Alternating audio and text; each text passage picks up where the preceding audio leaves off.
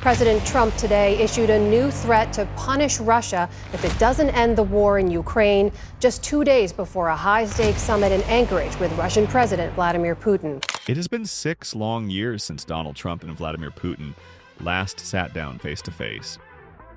Now, with a high-stakes summit set in Alaska, the stage is once again prepared for two of the most talked-about leaders in the modern political era. But this time, something is different, at least from Trump's perspective. In private conversations, he's been asking a pointed question. What has changed about Vladimir Putin? It's a question that cuts to the core of global diplomacy, the ongoing war in Ukraine, and the delicate balance of power between East and West. Before Air Force One touches down in Alaska, let's explore the build-up to this meeting, the intelligence shaping perceptions, the evolving attitudes on both sides, and why this summit is about far more than just a handshake. Trump's warm past versus his current questions. During his first term, Donald Trump often spoke warmly about his relationship with the Russian president. He recounted moments of rapport, emphasizing his ability to get along with world leaders, even adversaries. The future of Europe and the NATO alliance, namely which Donald Trump will show up at the summit with Vladimir Putin in Anchorage, Alaska, less than 2 days from now. Those conversations with European allies and White House aides took a more skeptical turn. Multiple sources described Trump privately pressing for insight into how, or if, Putin's behavior, objectives, or strategy had changed since their last encounter. This curiosity has a sharp edge. The summit is aimed at finding a path toward ending Russia's years-long invasion of Ukraine, a promise Trump made to tackle head-on, even before returning to office. But despite overtures for peace, Moscow has escalated its attacks this year, raising doubts about whether Putin is ready for compromise at all. Inside the Kremlin calculations. While some signs suggest Putin's immediate goals might have shifted, perhaps showing openness to consolidating territorial gains and improving economic deals, U.S. intelligence officials remain unconvinced. According to recent assessments, Putin still holds maximalist territorial ambitions, wants Ukraine permanently excluded from NATO, and opposes the idea of foreign peacekeepers in contested areas. One source familiar with the intelligence put it bluntly: Putin thinks he is winning, so he has no reason to bend. His thinking is he might as well pocket the wins he has now and then make another run to take more later. This stance, combined with his tight control over information and a famously small circle of trusted confidants, makes the Russian leader one of the hardest figures in the world to read. Intelligence veterans call the Kremlin a hard target, notoriously resistant to traditional espionage efforts. European concerns and calculated risks. Trump's willingness to meet Putin on American soil without Ukrainian President Volodymyr Zelensky present has raised eyebrows across Europe. For some, it looks like a diplomatic gamble that could hand Putin an image of victory before any agreement is signed. A European official warned, Russia is offering to stop the war if they get everything they have always wanted, including their most maximalist demands. And that would not be a deal, it would be a submission. Still, there's cautious optimism in certain European circles that Trump's style and evolving approach to Russia face any consequences if Vladimir Putin does not agree to stop the war after your meeting on Friday? Yes, they will.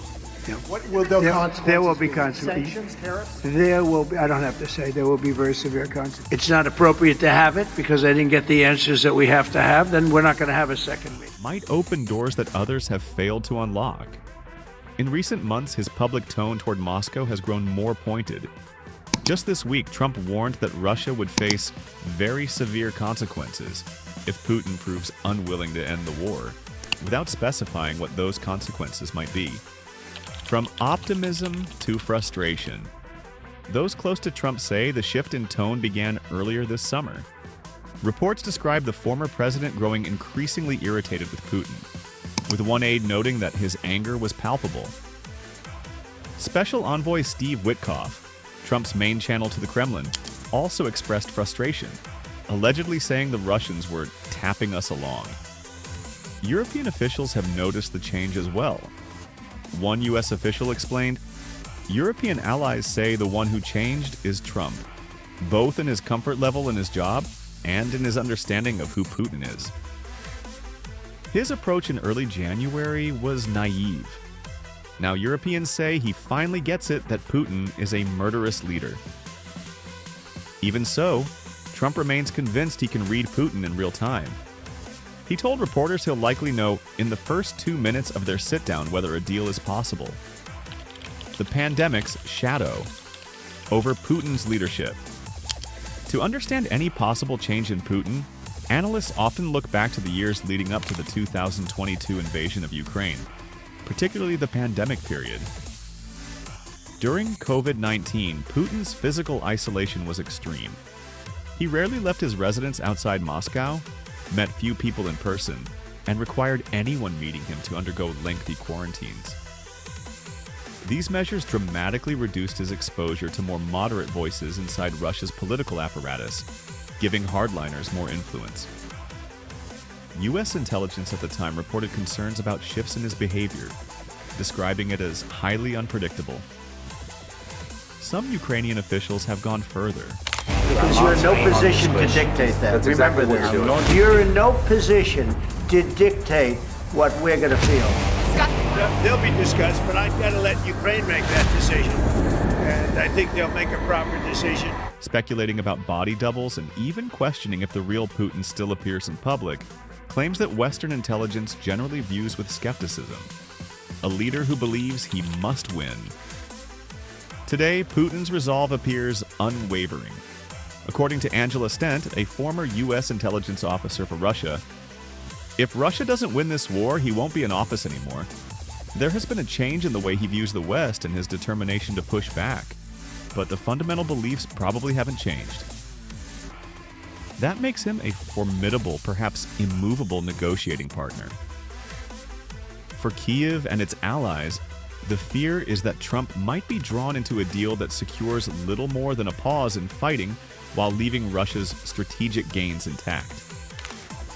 Zelensky has openly warned that Putin will try to present any meeting with the United States as a personal victory. His message is clear. Moscow is not preparing for a genuine ceasefire. Negotiating with an ideologue. Some in Trump's team have floated the idea of a territorial exchange as part of a peace deal, a suggestion that unsettled European allies when mentioned by envoy Witkoff. Trump insists decisions about Ukraine's territory are for Kyiv, not Washington.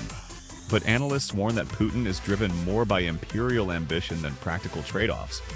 As former U.S. ambassador to Russia, Michael McFaul said, Putin is much more ideological today.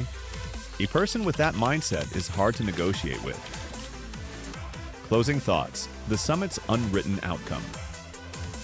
As the clock ticks toward the Alaska summit, the world waits to see if Trump's direct style will produce progress or if it will be another round of diplomatic theater. He has changed since his first encounters with Putin. His tone is sharper, his patience shorter, but across the table sits a leader equally firm in his ambitions. What's changed about Putin? We may soon find out or discover that some things never change. If you found this deep dive into the upcoming Trump-Putin summit insightful, make sure you hit subscribe and turn on the notification bell so you don't miss our next breakdown of the geopolitical moves shaping our world.